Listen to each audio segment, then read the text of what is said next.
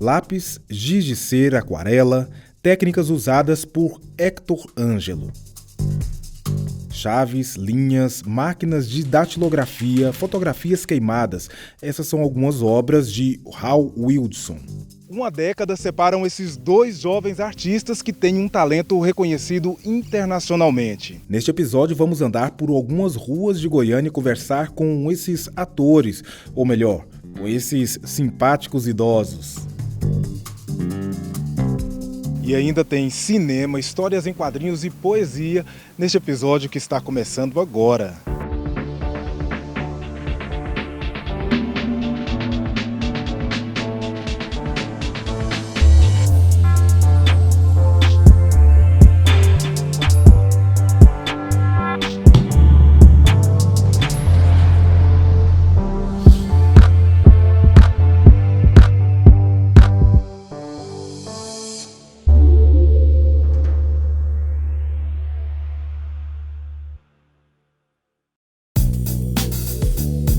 Gênero e sexualidade. O corpo discriminado e marginalizado ganha cor e sentimento nos traços de um artista que, com menos de 2 décadas de vida, já levou sua arte para o Museu do Louvre. Através dos seus desenhos, você procura contar o quê? Dizer o quê? Nos meus desenhos, eu não acho que a arte está aí para ser fútil. Eu gosto sempre de passar uma mensagem. E eu sempre gosto de falar sobre representatividade, falar sobre preconceito. Eu comecei a desenhar brincadeira de criança, sabe? Eu gosto de jogar bola, gosto de boneca, mas eu gostava mesmo de desenhar. E todo desenho meu tinha uma história. E aí, quando eu aprendi a escrever, eu misturava os desenhos com as histórias. Isadora, como foi perceber que esse menino que você tinha em casa não era só um garoto que estava desenhando, mas era um artista? Foi quando ele resolveu, com 7 anos, publicar o primeiro livro dele. Eu achei que era uma brincadeira, vi que o livro tinha começo, meio e fim, estava ilustrado, achei bonitinho, pus no espiral. Ele disse, não mãe, não é assim, eu escrevi um livro, tem que lançar, tem que ir para a livraria.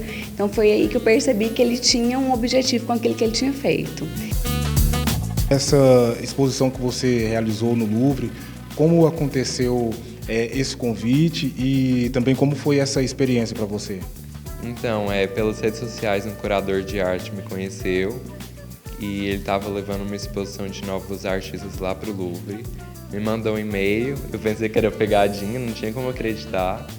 Mas aí depois deu tudo certo, conversamos e eu quis levar uma obra sobre homofobia, que é da Lúcia Codovicino. Como é ter um artista em casa? É diferente, né? Porque ele tem interesses diferentes. Sim, a gente tem que entender que isso é um talento que não pode ser abafado e apoiar. Eu sempre gostei muito de arte, né? Não sou uma entendedora, nem sou artista, mas sempre apreciei muito, né? E eu consegui, com ele, ver que a arte tem um poder transformador. Né, que através de uma arte as pessoas conseguem refletir sobre um tema de uma forma mais branda, sem ser uma imposição, sem ser uma discussão. Então a arte, ela realmente é um agente transformador e ele me fez perceber isso. Eu espero que as pessoas trans que venham aqui, em alguma das obras consigam enxergar um lado da história delas. E as pessoas que não são também se sentir sensibilizadas. Sim, se sentir tocados. Eu acho que é uma exposição para todo mundo. Tanto para as pessoas trans e tanto para as outras aprenderem mais.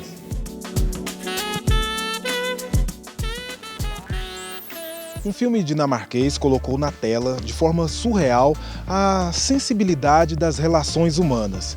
Será que uma conexão íntima com o meio ambiente pode nos dar sentidos aguçados? O nome do filme é Border. Quem fala sobre ele é o cineasta Isaac Brum.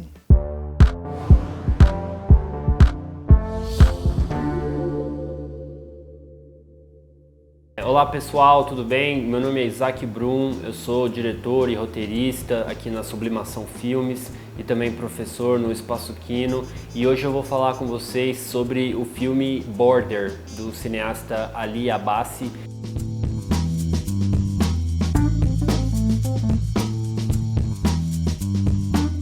história de uma pessoa, de uma mulher que trabalha na fronteira entre a Suécia e a Dinamarca, e ela tem uma sensibilidade super aguçada, né, de identificar criminosos que passam ali pela fronteira, e ela consegue ver o que as pessoas estão sentindo. Ela um dia encontra uma outra pessoa que é muito parecido com ela, que também tem essa sensibilidade, e ela não consegue entender o que está acontecendo ali quando ela encontra esse cara.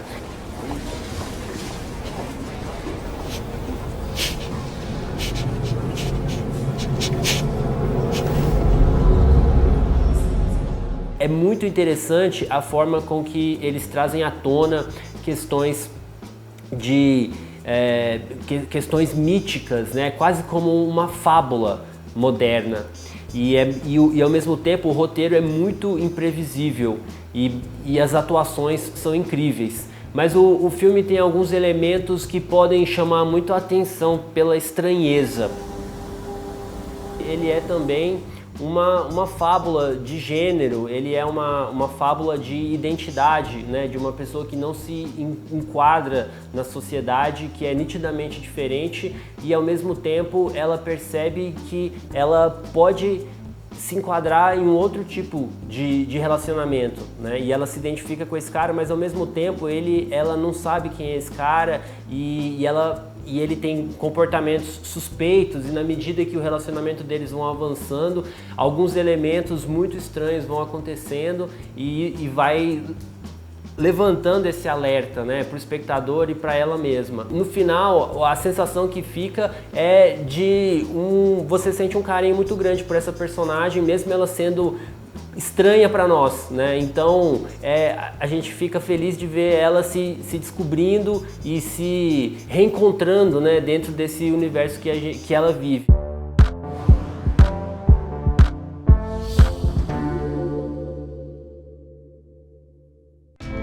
No próximo bloco...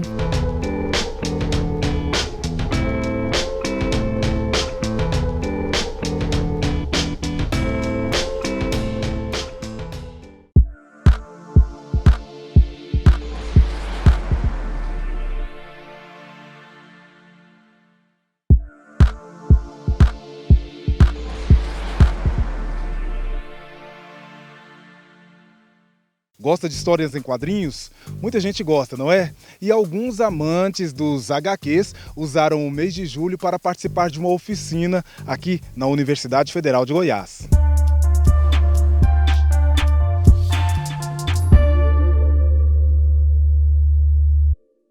Eu sou a Kátia Ana, eu sou programadora visual na Universidade Federal de Goiás e eu vou falar sobre o minicurso Conhecendo e Produzindo Histórias em Quadrinhos.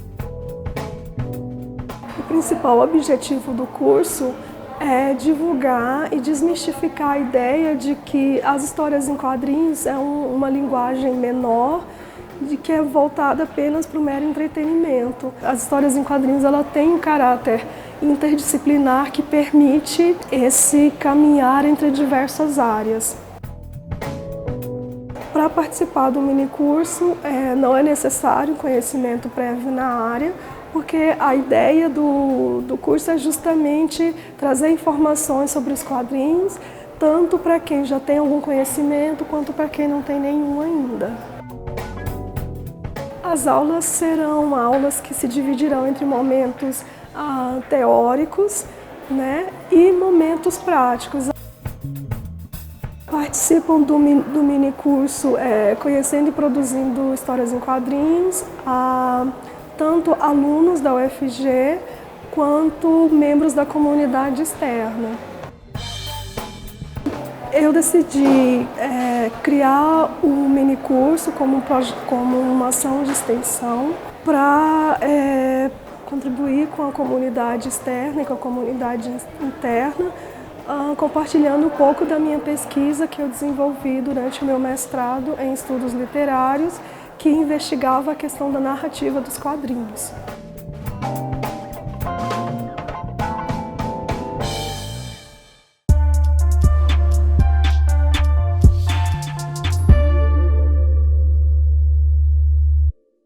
Esse grupo de idosos aqui, bem humorados, andam pelas cidades contando histórias e conhecendo histórias. É uma intervenção artística bem interessante.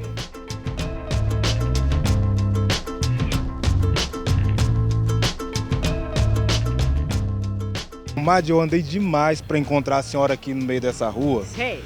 E aí me contaram uma história de que vocês fizeram um trabalho lá nesse bairro Lagoinha, de que alugaram uma casa e ficaram nessa casa com os moradores lá da região. Sim. Como que foi essa convivência lá com esses moradores? Alugamos uma casa lá, né? Igualzinho você falou mesmo, ficamos 9 meses desse jeitinho assim, né? Você acredita que o pessoal investigou a gente na Polícia Civil? É mesmo? É, achou que a gente era bandido.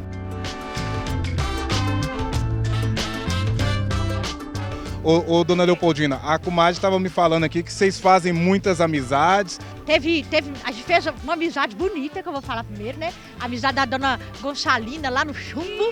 Foi uma amizade bonita, chamaram a gente pra casa deles, nós dançamos siriri, dançamos cururu. E teve também um caso de inimizade. Lá no bairro Lagoinha tinha uma dona que mandava queimar nós. É. A gente passava e falava, queima Jesus Cristo, queima! História que o senhor já ouviu, que mais deixou o senhor emocionado? Teve uma vez lá, e tô lembrando aqui de Milho Verde, um distrito lá de Minas, assim, que a gente tava fazendo serenata lá, e dizia que tinha uma história lá de um cavaleiro da meia-noite. Era quase que uma assombração, assim, sabe? O senhor viu esse cavaleiro? Vou te falar uma coisa, a gente fez serenata lá no dia, e não é que passou um cavaleiro romano assim, que tão rápido que igual um pé de vento, que quase que não deu pra ver, mas apareceu. De verdade? De verdade. Por um momento, escuto o passado com seus acordes antigos, com seus bordões de amores que não mais... Ah, menino, então, a máscara é um outro tipo de encenação, né? Tem algumas encenações que elas são mais psicológicas, né? E a máscara não. A máscara é um cadinho diferente. Então, por exemplo, se você tá fazendo teatro de máscara, não adianta você ficar triste com a cara, porque ninguém tá vendo sua cara, né? Então tem que ficar triste com o corpo. Aí o trabalho que a gente faz tem mais um negócio, né? É máscara, mas também tem a coisa de relacionar com as pessoas. Digamos que a comadre fosse um personagem, digamos que seja um personagem. Sei. A construção desse personagem pode ter começado nessa casa lá em Lagoinha. Isso, né? Mas é um trabalho que nunca para. Nunca para, porque nós estamos sempre viajando, nós estamos sempre conversando com as pessoas e as pessoas influenciam a gente também, né? Seus vagões carregam lixeiros, memórias recortadas e sonhos embalados. Em suas estações, vejo lenços que dançam a valsa de um adeus sincronizado. No trem da lembrança, revisito caminhos inesquecíveis da minha caminhada.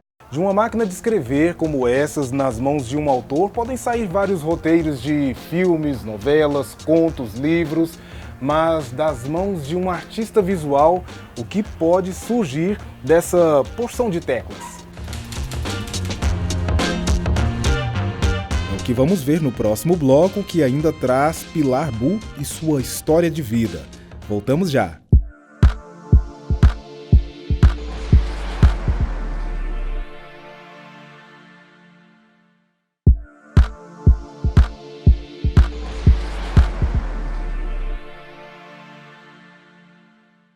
Ela é carioca, morou em Brasília, mas foi em Goiânia que conheceu o seu grande amor.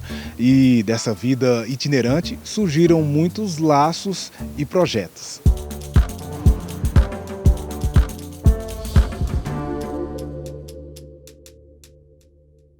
Olá, eu sou a Pilar Bu. Eu sou escritora, professora e pesquisadora em literatura.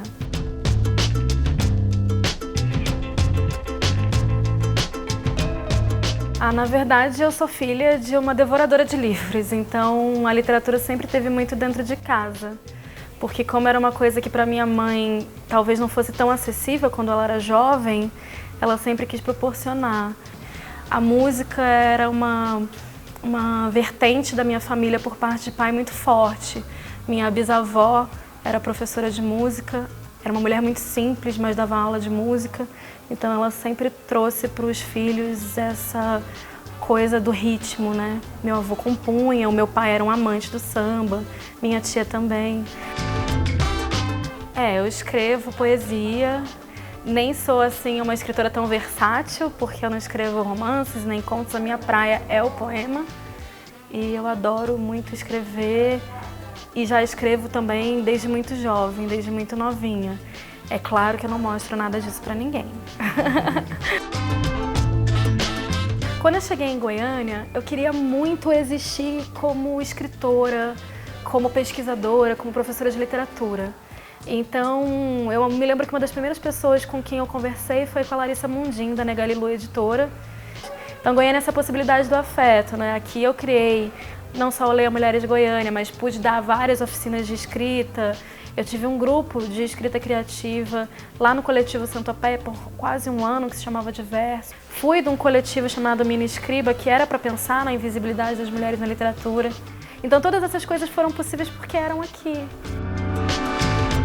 Eu escrevo muito com a garganta, é um sentimento de raiva e de garganta, mas é um sentimento também de que essa raiva precisa de alguma forma ser canalizada para potencializar, né? Então, tem uma escritora que eu gosto muito, que é a Sara Med, que ela fala dessa potência que está nesses sentimentos que a princípio são ruins, como a raiva, a agressividade, mas que elas podem ser transformadas em coisas boas, porque quando a gente fala sobre isso, a gente consegue curar e é como se a gente pudesse, de alguma forma, revidar, de alguma forma tomar uma posição e uma atitude frente a essas questões que violentam a gente.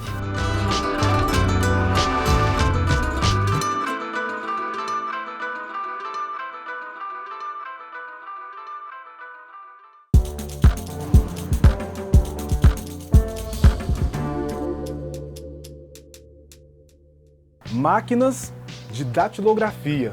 Talvez quem nasceu depois dos anos 2000 nunca teve oportunidade de usar uma dessas. E desses equipamentos antigos, mecânicos, chegamos à tecnologia digital com tela sensível ao toque e uma infinidade de recursos. Equipamentos distantes no tempo, mas muito próximos na produção de Hal Wilson.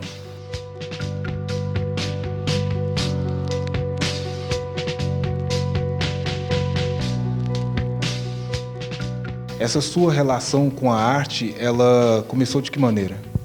Então, desde pequeno, assim, eu sempre fui uma criança que gostou muito de criar.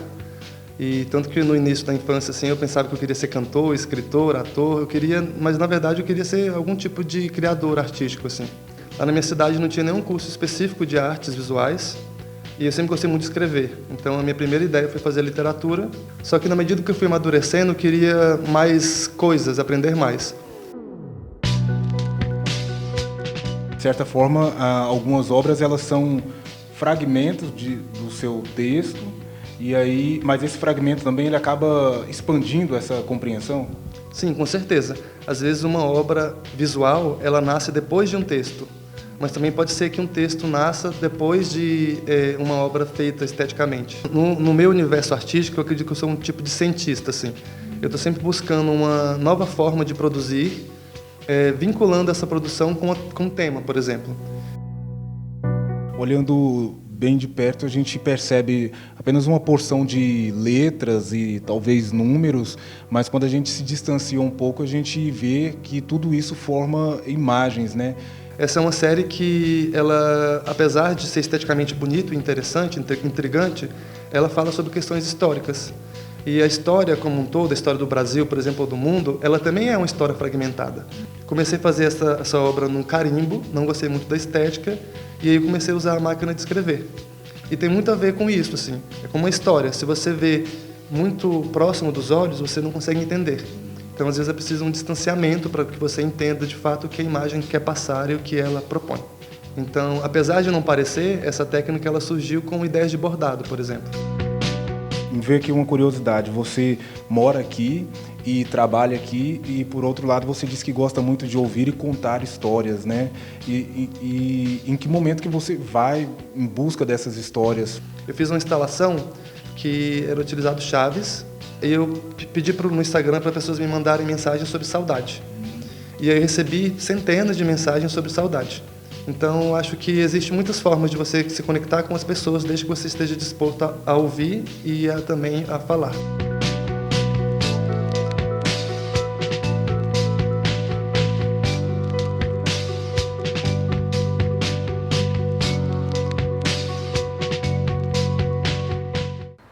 Hoje ficamos por aqui com mais este enredo cultural. Os episódios anteriores já estão disponíveis no site da TV UFG. E as nossas redes sociais estão esperando a sua interação conosco. Mande seus elogios, críticas, sugestões ou até mesmo um recado. A gente gosta. Até a próxima. Tchau, tchau.